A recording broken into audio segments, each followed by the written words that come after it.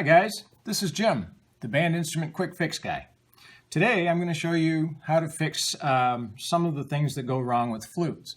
I have this model flute here that I just happened to pick up, and I discovered it has many things wrong with it. So I'll show you how to fix the most common ones. We're going to start at the very top. This is the head joint, and this is the tuning cork that goes in the top here. Now this flute, it's actually pretty good and tight, but a lot of times these corks dry out, and then they become very loose and they can actually fall out, or they move in here and it adjusts the tuning of the flute. So there's three ways to fix this. One is to soak it overnight in water, and that makes the cork expand. And sometimes you don't always have time to do that. So here's another way that you can do it. You can tighten down, let me get rid of this cap here. You can tighten down this screw here, and you take a pair of pliers and you hold one end, you take another pair of pliers and you crank on it, and what that does is it squeezes the cork together and also makes it a little bit larger.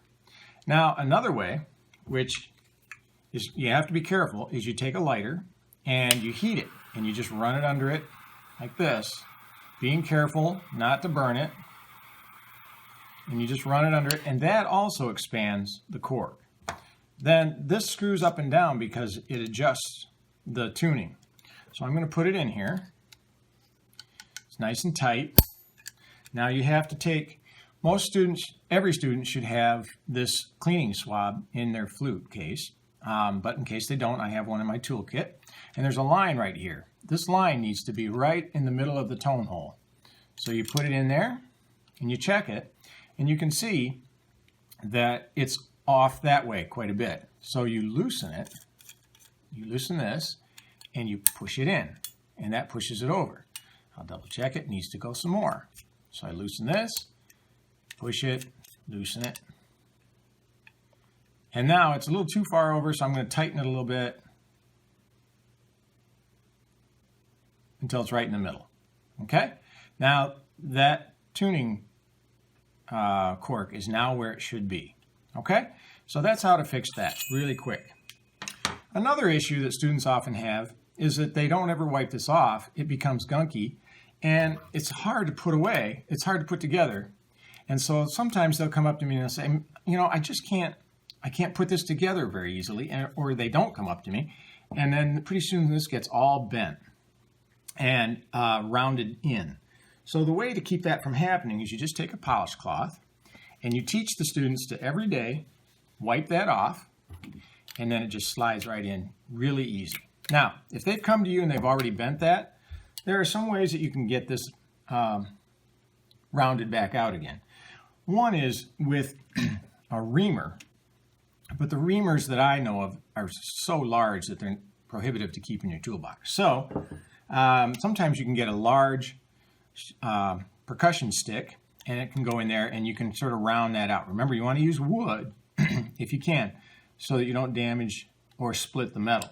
Now if you don't have one that's large enough, sometimes I will use pliers. Notice how the pliers are wrapped in electrical tape. You just put them in like this and you press in while turning, and that should spread that back out quite a bit. Probably not as much as a professional licensed repairman would, because he has the correct tools. He can heat the metal so that it's pliable, and then he can do that and get it just perfect. But this will really help the situation till you can get it into a licensed repairman.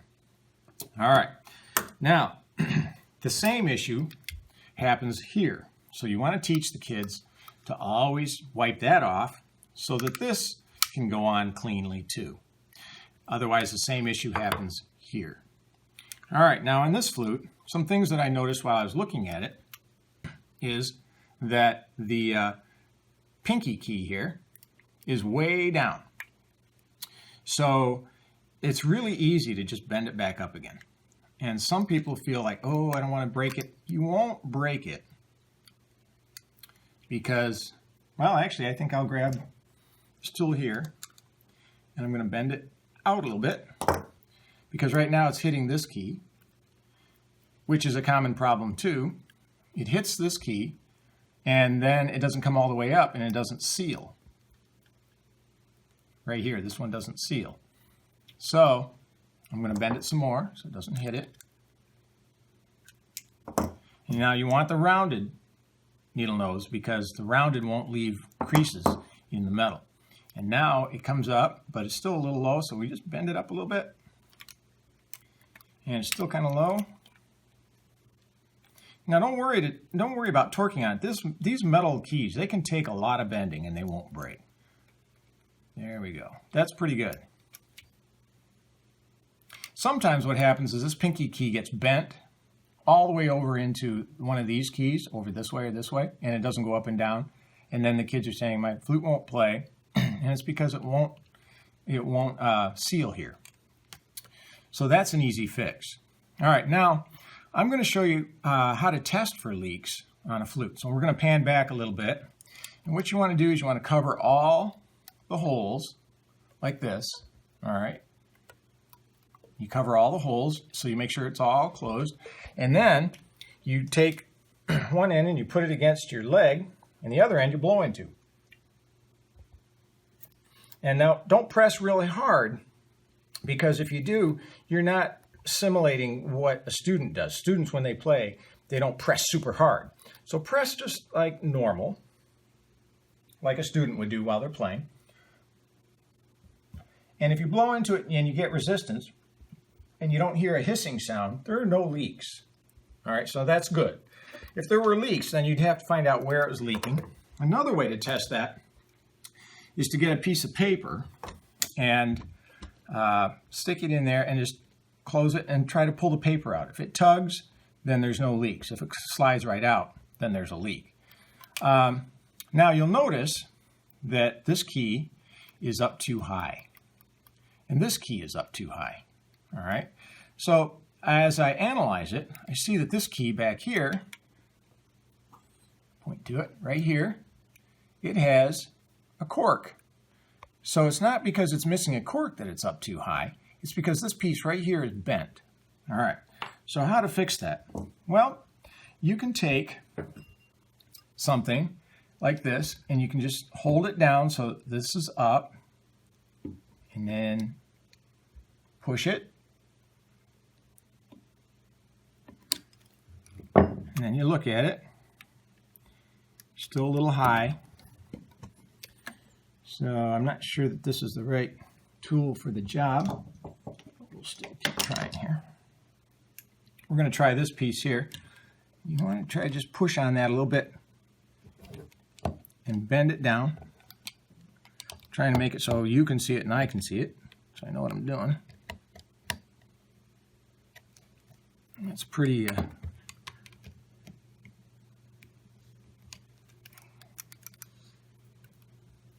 well, all right.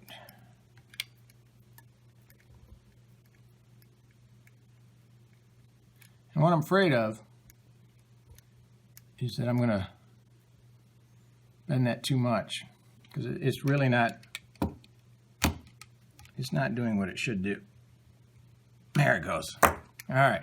There, now you can see that it's much more even. Okay? This one here, if you look close, you can see it's missing cork. All right, so we're going to make a cork for that and put it on there. So this is how. You can pan back a little bit. I have in my toolbox extra cork. Again, you can order this from your music stores. Then you get a surface that you don't mind cutting on, and you kind of eyeball it. It looks like a pretty small piece, so we will cut it. You can see I've done some cutting already here, about the same size pieces. So we'll go about like this, go about like this, and you cut that little piece of cork. All right. Then you take your pad glue,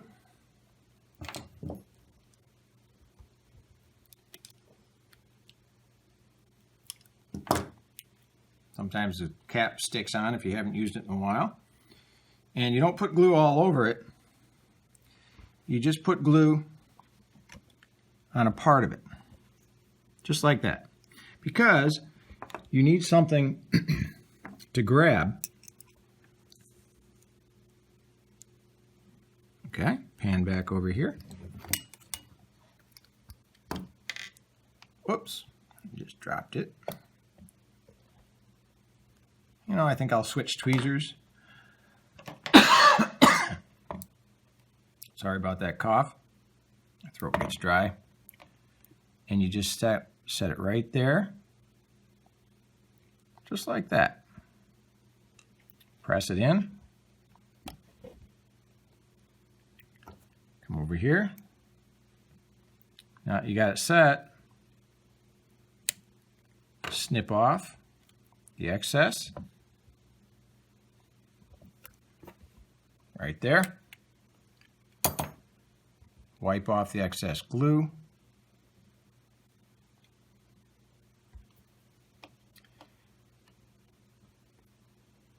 And you can see that the key is about the same height as the other keys now. So that's how you replace a cork. And that's another great thing to have in your toolbox is a little wafer of cork. Different thicknesses too, because saxophones take thicker corks than flutes and clarinets do. Okay, now if you have a spring that is not in place, I call it the spring is sprung. For example, this one right here, you'll notice that this stays up.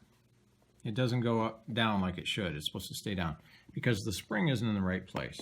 So you want this nice small crochet hook, and you go underneath and you bring it around and seat it in place, and now that's working just great.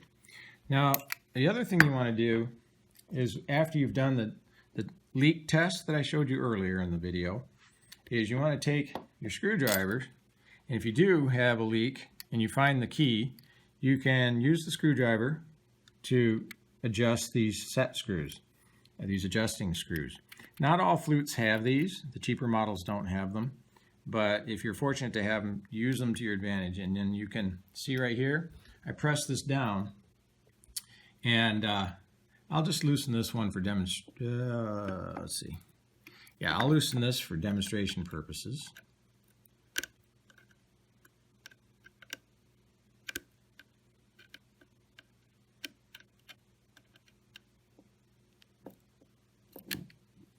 And you can see that that key right there isn't going down like it should. So you just adjust this screw, which I need to see what I'm doing, but I also need you to see what you're doing, what I'm doing. And you just adjust it till it goes down. Oh, that helps. Thank you, cameraman. Yeah. So now, sometimes you can adjust it too far and doesn't let that one go down. But so you have to keep an eye on it. And then you want to do the paper test where you put it in there and pull it out. Or you can do the seal test too. All right.